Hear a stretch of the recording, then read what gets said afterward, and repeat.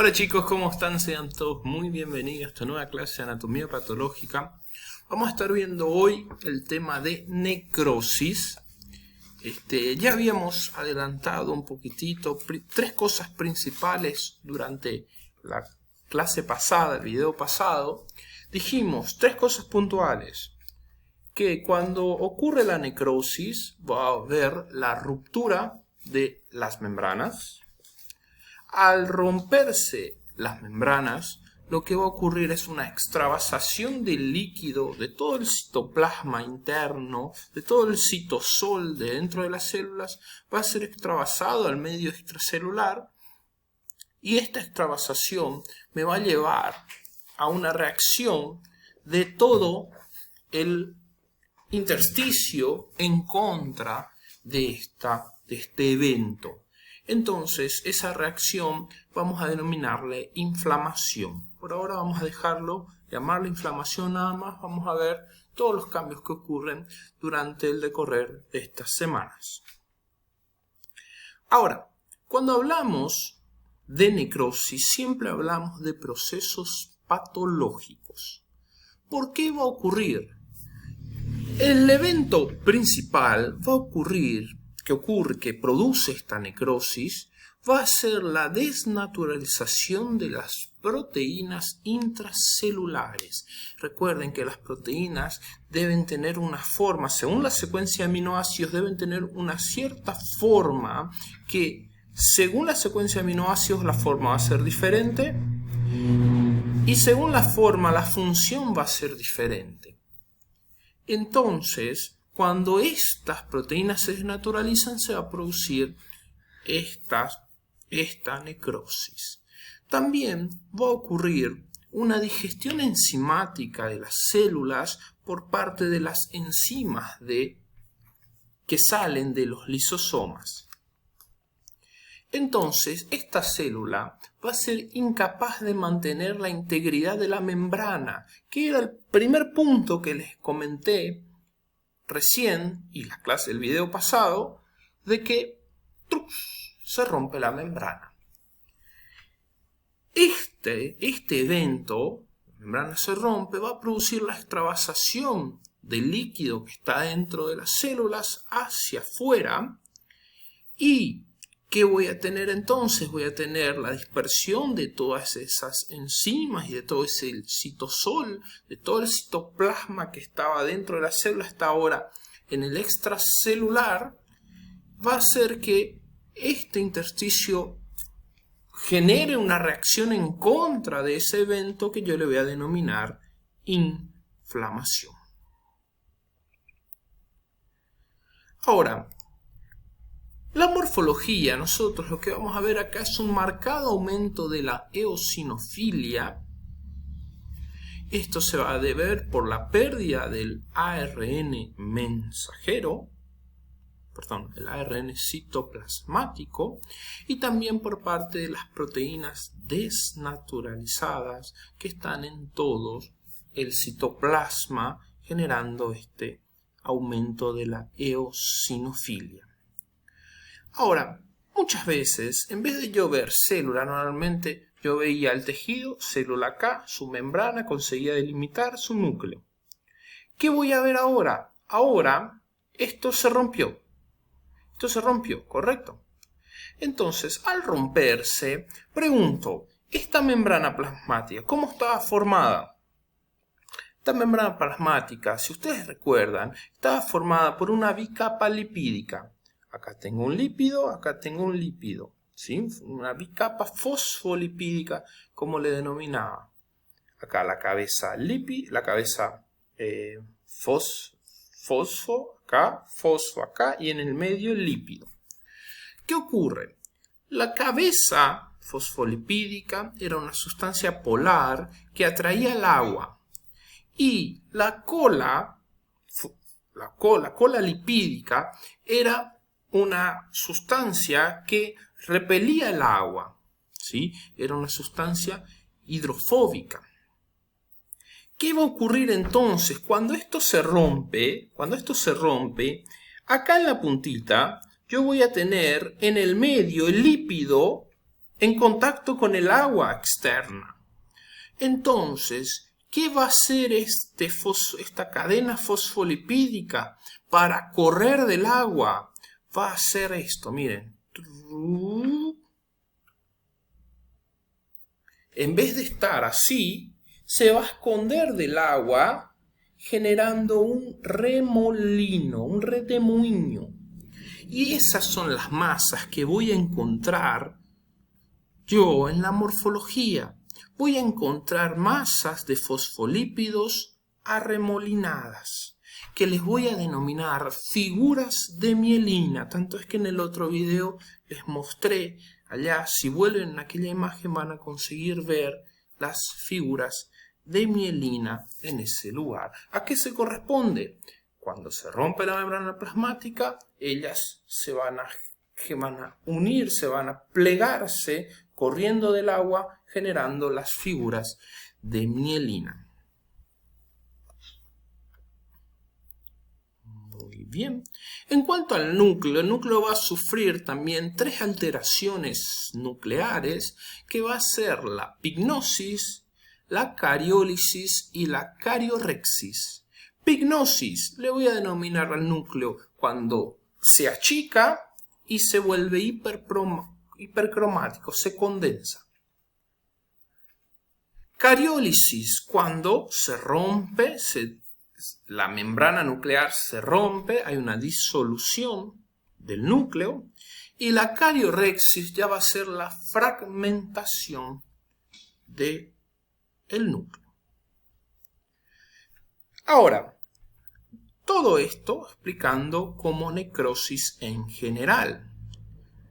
Vamos a tener también distintos patrones morfológicos de necrosis. Entre ellos, el primer tipo de necrosis le vamos a denominar necrosis coagulativa. La necrosis coagulativa va a ocurrir toda la secuencia que acabé de contarles, pero recuerden que nuestro evento central era la desnaturalización de las proteínas y la liberación de aquellas enzimas que iban a digerir toda la célula. ¿Recuerdan? Recién acá, 3 slides más antes. Muy bien, ahora la desnaturalización también le agarra a esas enzimas que tienen que digerir el interior de las células. Entonces, ¿qué ocurre? La proteína está desnaturalizada y la enzima que tenía que romper a esa proteína desnaturalizada también está bloqueada. Es decir, ocurre un bloqueo de la proteólisis. Entonces, las células muertas van a quedarse ahí como una especie de momificadas, pareciendo unas momias. Las células se mueren, pero se quedan ahí, ¿sí? Los cadáveres de las células vienen en ese lugar. Reparen entonces que yo voy a ver unas células eosinófilas. El núcleo está completamente fragmentado, entonces está completamente la célula eosinófila anucleada, que puede quedarse ahí durante días, inclusive hasta semanas. ¿Qué va a ocurrir? Posteriormente va a ocurrir un infiltrado de leucocitos, glóbulos blancos, va a ocurrir gran cantidad de inflamación en ese lugar y claro está, va a ser mucho más difícil retirar todas esas células muertas de ese lugar. La necrosis coagulativa va a ser principalmente causada por la isquemia. ¿Qué es isquemia? Isquemia es la reducción del flujo sanguíneo de un tejido y infarto es cuando se interrumpe abruptamente, directamente, generando esta necrosis. Entonces, eso es principalmente en todos los órganos va a ocurrir necrosis coagulativa, principalmente por isquemia. ¿Cuál es la excepción? La excepción va a ser el encéfalo. Lo voy a explicar en el próximo tipo de necrosis. Reparen, veo acá, ¿sí?, las regiones rojas y veo acá unas regiones un poco más oscuras. ¿Ven? Esas regiones un poco más oscuras son las zonas de necrosis coagulativa. ¿Sí? En ese lugar que voy a encontrar masas eosinófilas de células anucleadas. Y siempre que miro esto me viene solo una pregunta. Reparen acá. Enseguida viene la pregunta.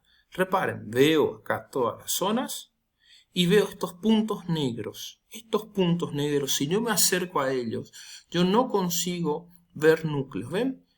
Hay una pérdida de la membrana, ¿sí? Extravasó un poco de líquido, yo no consigo diferenciar célula de otra y no veo núcleos en el interior, solamente el aumento de la eosinofilia en toda esa región. Y como les digo, solamente me viene una pregunta. ¿Es free boy o no es? Básicamente sería más o menos como que yo tengo las células muertas, ¿vale? Tengo las células muertas y no tengo quien las retire. ¿Por qué? Porque la proteólisis está ahí bloqueada. Un bloqueo ahí del IML, un bloqueo ahí de la pericia para levantar estos cadáveres. Próximo tipo de necrosis se denomina necrosis licuefactiva. La necrosis licuefactiva, lo que va a ocurrir acá es que va a haber una masa viscosa líquida, bien característica. ¿Qué va a ser esta masa viscosa líquida? Bueno, esta necrosis licuefactiva va a ser bien característica de las bacterias piógenas. Es decir, una bacteria entra en un tejido y atrae una reacción inflamatoria, atrae un leucocito para combatir. Ocurre el combate. Y cuando ocurre este combate, van a morir bacterias, mueren también algunos leucocitos de ese lugar y también pueden morir algunas células ahí cercanas, unas células intersticiales, unas células del tejido en el cual ocurrió esta infección.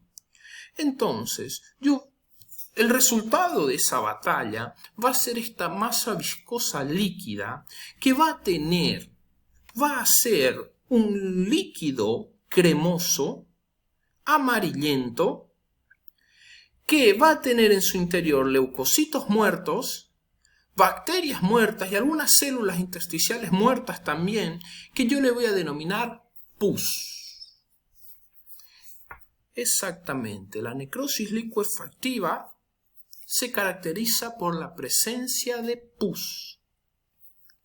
Siempre resultado, bien destacado ahí el resultado de infecciones bacterianas piógenas.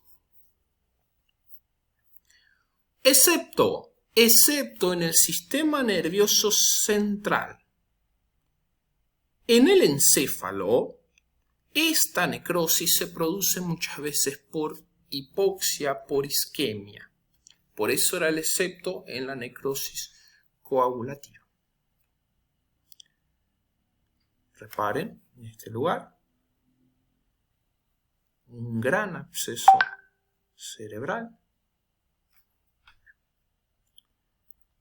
Acá también, reparen, cada punto azul corresponde cada punto azul va a corresponder a un leucocito. Acá van a estar las bacterias. Entonces acá se está produciendo el combate, ¿ven?